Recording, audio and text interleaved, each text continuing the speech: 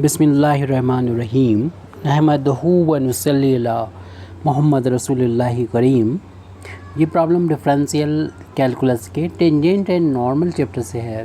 Prove that the condition that x cos alpha plus y sine alpha is equal to p should touch the curve x to the power m y to the power m is equal to a to the power m plus n is this p to the power m plus 1 m to the power n n to the power n is equal to 1 m plus n whole power m plus यहाँ पर m की power भी m ही होगी और n की power n है m plus n की power m plus n a to the power m plus n sine to the power n और cos की पावर m। ये हमको यहाँ पर प्रूव करना है। हमको दे रखा है कि कंडीशन हमें प्रूव करना है ये होगी जब ये वाली जो लाइन है वो इस कर्व को टच करेगी। तो सबसे पहले तो हम गिवन इक्वेशन ऑफ कर्व लिख देंगे। The given equation of curve का इक्वेशन हमको दे रखा है x to the power m y to the power n is equal to a to the power m plus n। इसको हम इक्वेशन नंबर 1 डाल देते हैं। और क्योंकि हमें बात कर रहे हैं टेंजेंट की टच कर रही है यानी टेंजेंट की बात कर रहे हैं तो टेंजेंट के लिए हमें उसका डेरिवेटिव निकालना होगा। क्योंकि पावर ज़्यादा है हमें डी वाई और डी एक्स की वैल्यू फाइंड करना होगी। तो पावर ज़्यादा होने की वजह से हम अगर इसे लॉग ले लेंगे तो आसानी से हो जाएगा। तो दोनों साइड लॉग ले लेते हैं यानी लॉग ऑफ एक्स की power m y to the power n is equal to log of a to the power m plus n। Log में अगर ये मल्टीपल में है, यहाँ पर दो मल्टीपल में है, ये x की पावर m में मल्टीप्लाई हो रहा है y की पावर n, तो दोनों के साथ लॉग हो जाएगा। x की पावर m आ जाएगा। ये लॉग का जो फार्मूला है उसका हमने यूज़ कर लिया है। और यहाँ पर लॉग में जो पावर होती है वो आगे मल्टीप्लाई कर जाती है यानी m प्लस n आगे जाएगी पावर और ओनली लॉग a आ जाएगा। यहाँ पर बेस नहीं लिखा तो बेस लॉग का e होगा। यहाँ पर जिस फार्मूले का यूज़ किया है यहाँ पर जिस फार्मूले का यूज़ किया वो ये है कि log x plus x into y. अगर हम इसको यहाँ लिखें लॉग x इंटू वाई का फार्मूला होता है लॉग x प्लस का लॉग वाई। और दूसरा फार्मूला हमने यूज़ किया है कि लॉग m की पावर n हो तो पावर आगे मल्टीप्लाई कर जाती है, ये लॉग m बन जाएगा। तो इस तरीके से हमने इन दोनों फार्मूलों का यूज़ किया है। तो इसमें अगेन फार्मूला यूज़ कर रहे हैं, पावर आगे मल्टीप्लाई कर जाती है यानी m लॉग x हो जाएगा प्लस n पावर आगे जाएगी n लॉग y हो जाएगा is equal to m plus n into log a। हमको डी वाई और डी एक्स की वैल्यू फाइंड करना है तो इसको डिफ्रेंशिएट करेंगे। Differentiate with respect to x. X के रिस्पेक्ट में डिफ्रेंशिएशन करेंगे। एम कांस्टेंट है बाहर ले लेंगे। लॉग एक्स का डिफ्रेंशिएशन हम लोग जानते हैं कि 1/x होता है। एन इंटू में कांस्टेंट है इसे हम बाहर लिख लेंगे और लॉग बाई का 1/y हो जाएगा। लेकिन ये एक्स नहीं है इसलिए इसका दोबारा से हमें चेन रूल के अकॉर्डिंग डिफ्रेंशिएशन करना होगा। डी वाई और डी एक्स ये कांस्टेंट है, ए भी कांस्टेंट है यानी पूरी वैल्यू कांस्टेंट है और कांस्टेंट का डिफरेंशिएशन 0 होता है। इस वैल्यू को हम राइट हैंड साइड में ट्रांसपोज करेंगे जो कि माइनस में हो जाएगी। अभी ये तो प्लस में है और ये n का 1 में इंटू होगा n अपान y हो जाएगा d y over d x. और इस टर्म को 1 का m का 1 में इंटू होगा m हो जाएगा। लेकिन हम इसको राइट हैंड साइड में ट्रांसपोज कर रहे हैं, अपान में x है यानी m अपान x को राइट हैंड साइड में ले आए। अब हम डी वाई डी एक्स की वैल्यू भी फाइंड करेंगे तो ट्रांसपोज कर देंगे। जो मल्टीप्लाई में यहाँ चल रहा है वो डिवाइड में जाएगी, डिवाइड में चल रहा है मल्टीप्लाई में जाएगा। नहीं ट्रांसपोज करके सिर्फ हम यहाँ पर रखना चाहते हैं डी वाई और डी एक्स की वैल्यू, बाकी टर्म जो फैक्टर्स हैं वो राइट हैंड साइड में पहुँच जाएंगे। जो डिनोमिनेटर वाले हैं वो न्यूमरेटर में, न्यूमरेटर वाले डिनोमिनेटर में आ जाएंगे। इस तरीके से हमें डी वाई और डी एक्स की वैल्यू मिल जाएगी। माइनस m में मल्टीप्लाई y का हो जाएगा और n में मल्टीप्लाई हो जाएगा x का। इस तरीके से हमें डी वाई और डी एक्स की वैल्यू मिल गई जिसका हम आगे चल के यूज़ करेंगे। क्योंकि हमें जो है वो टेंजेंट की बात करना है। माना कि ये टेंजेंट जो है वो x डस वाई डस पे है। तो इस तरीके से हम मान लेते हैं लेट p पॉइंट है x does Y does be the point of contact ये पॉइंट ऑफ कांटेक्ट है, यानी जो भी कर्व हो किसी भी तरीके का ये कर्व है, और ये पॉइंट जो है वो point of contact x dash y dash है। यहाँ पर हम टेंजेंट जो है वो इक्वेशन फाइंड करेंगे, और हमारे जो गिवन है वो भी वही लाइन है, तो दोनों अगर एक ही होंगे तो कोफिशिएंट का रेशियो इक्वेट करके हम अपना प्रूव कर लेंगे। हम फाइंड करना चाहते हैं इस पॉइंट पर टेंजेंट का इक्वेशन, तो हम लोग जानते हैं लेट ये पॉइंट ऑफ कांटेक्ट है ये, तो हम कह सकते हैं the tangent, the equation of tangent at x dash comma y dash, तो उसका इक्वेशन होता है y minus y dash is equal to d y over d x and x minus x dash, ये फार्मूला होता है। तो इस फार्मूले में हम अभी डी वाई और डी एक्स की वैल्यू फाइंड की है वो पुट कर देंगे, तो y minus y dash is equal to, इसकी वैल्यू मिली थी हमको, तो ये वैल्यू को यहाँ पर हम पुट करेंगे। लेकिन इस जिस पॉइंट पे हमें ये फाइंड कर रहे हैं उस पॉइंट को यहाँ पे लिखना भी चाहिए एक्स डैश वाई डैश। तो डी वाई डी एक्स की वैल्यू आई थी हमारी माइनस एम वाई अपान में एन एक्स ये, लेकिन हमें इस वैल्यू को दिखाना होगा इस पॉइंट पर एक्स माइनस का x dash.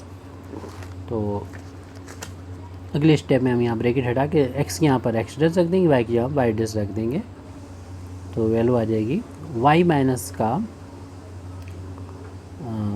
Y dash is equal to minus m, y की जगह पर वाई डैश पुट कर दीजिए और एक्स की जगह पर एक्स डैश पुट कर दें, एक्स माइनस के एक्स डैश। अब जिस तरीके से हमें लाइन का इक्वेशन दे रखा है उसी तरीके से हम इस इक्वेशन को बनाएंगे।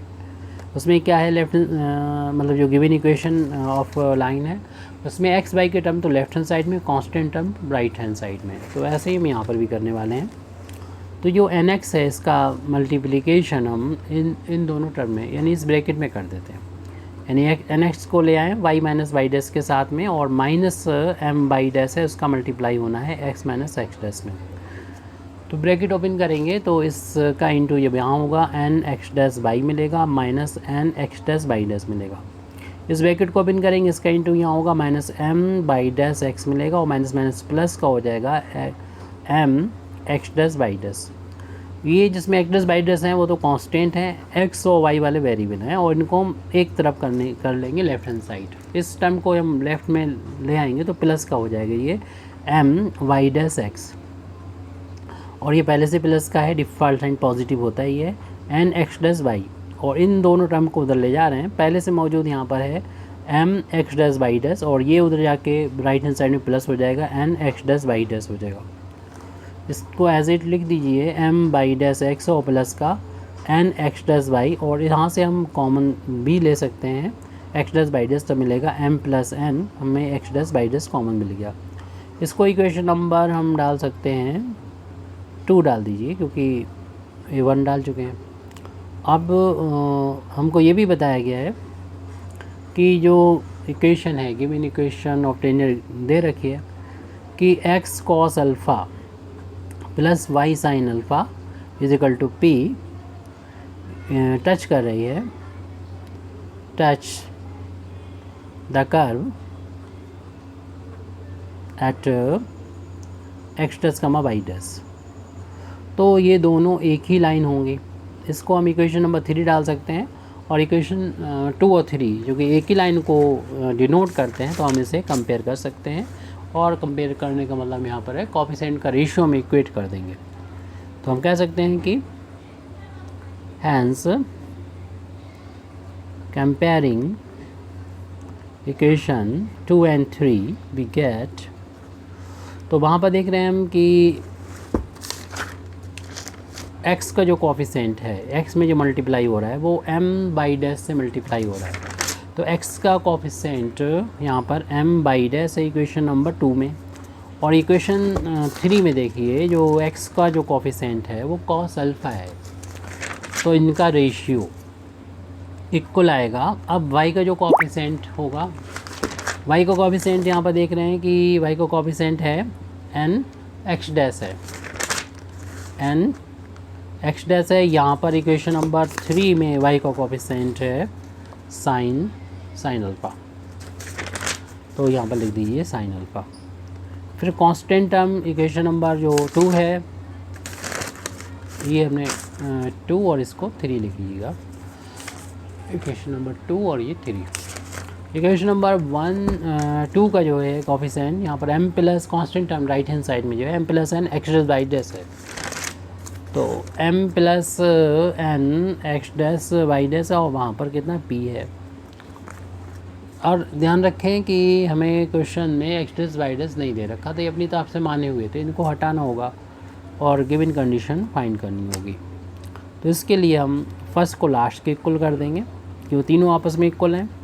तो m y dash cos alpha is equal to m plus n x dash y dash upon p. First को लास्ट के इक्वल करें, सेकंड को लास्ट के इक्वल कर दें, यानी n x dash upon sine alpha is equal to m plus n x dash y dash upon p. यहाँ से हम देख रहे हैं कि वाई डैश से वाई डैश को हम कैंसिल कर सकते हैं लेफ़्ट और राइट से, और यहाँ पर एक्स डैश की वैल्यू फाइंड कर सकते हैं। इसके लिए ट्रांसपोज करना होगा p को राइट से लेफ़्ट, जो डिनोमिनेटर में है न्यूमरेटर में आ जाएगा p m बन जाएगा, या एम पी कह दें इसे, पहले से लिखा हुआ है। और एक्स डैश फाइंड करना है तो m प्लस एन जो है वो यहाँ पर डिनोमिनेटर में आ जाएगा, न्यूमरेटर में कॉस अल्फ़ा पहले से है। इस तरीके से हमारी एक्स डैश की वैल्यू आ गई यहाँ पर।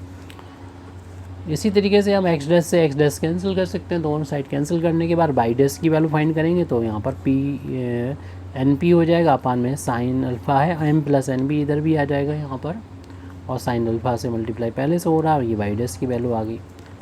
जो एक्स डैश वाई डैश की अभी वैल्यू फाइंड की है, ऐसे इक्वेशन नंबर 1 में रख दें, जो given equation of the curve है वहाँ पर। क्योंकि ये पॉइंट जो है वो इस कर्व पर है, तो इस कर्व के इक्वेशन को सेटिस्फाई करेगा, तो पहले सेटिस्फाई करा देते हैं। सिंस पॉइंट ऑफ कांटेक्ट है ये point x dash by dash lies on curve, equation number 1 से डिनोट है। देयरफॉर इक्वेशन नंबर 1 से जहाँ पर भी x मिलेगा एक्स डैश, यहाँ y मिलेगा वाई डैश पुट कर दीजिए, तो ये वैल्यू हो जाएगी एक्स डैश की पावर m बाई डैश की power n is equal to a to the power m plus n। अब एक्स डैश की वैल्यू ये वाली और वाई डैश की वैल्यू ये यहाँ पर पुट कर देंगे, तो हमारा इक्वेशन ये इस तरीके से आ जाएगा, m p upon m plus n cos alpha whole power इसकी m है, और बाई डैश की वैल्यू ये n p upon m plus n sine alpha और उसकी पावर n है, और राइट हैंड साइड में a to the power m plus n है। इसे सॉल्व करना होगा, ब्रैकेट हटाएंगे तो इस m की पावर भी m हो जाएगी, p की पावर भी m हो जाएगी, डिनोमिनेटर में m प्लस n की पावर भी m हो जाएगी, और कॉस अल्फ़ा की पावर भी m हो जाएगी। इस तरीके से इस ब्रैकेट को हटाएंगे तो न्यूमरेटर में हर एक फैक्टर की पावर n हो जाएगी, यानी n की पावर n हो जाएगी, और p की पावर भी n हो जाएगी, और अपान में m प्लस n की पावर भी n हो जाएगी, और साइन अल्फ़ा की पावर भी n हो जाएगी, और राइट हैंड साइड में a टू द पावर यहाँ पर m प्लस n है। अब जैसा कि हमें प्रूव करना है उस तरीके से लाने के लिए देख रहे हैं कि p और p की पावर यहाँ पर m है, इधर n है, और हम लोग जानते हैं कि बेस सेम होता है तो पावर ऐड हो जाती है, तो p की पावर m प्लस n लिख लिया, दोनों पावर ऐड हो जाती है। फिर m की पावर m लिख लीजिए ये वाला, फिर n की पावर n लिख दीजिए, लेफ्ट हैंड साइड में तो यही था, और इसको जब हम राइट हैंड साइड में पहुँचाएँगे तो हमें प्रूफ जो करना है, तो देखिए m प्लस n की पावर ये दोनों बेस हैं सेम, और इसलिए पावर इन दोनों का मल्टीप्लिकेशन हो रहा है, तो पावर ऐड हो जाएगी, m प्लस हो जाएगी, और उसका राइट हैंड साइड में मल्टीप्लाई कर दे रहे हैं। उसके बाद हम इसको लिख दे रहे हैं a to the power m plus n है, और इस कॉस का भी और साइन का दोनों को राइट हैंड साइड में मल्टीप्लाई हो जाएगा, तो साइन को ले जा रहे हैं, तो साइन की पावर हो जाएगी n अल्फ़ा, और कॉस की पावर हो जाएगी m अल्फ़ा, और हमको यही प्रूव करना था। Thank you very much Indeed for listening me, व आखिर दावाना अल्हम्दुलिल्लाहि रब्बिल आलमीन।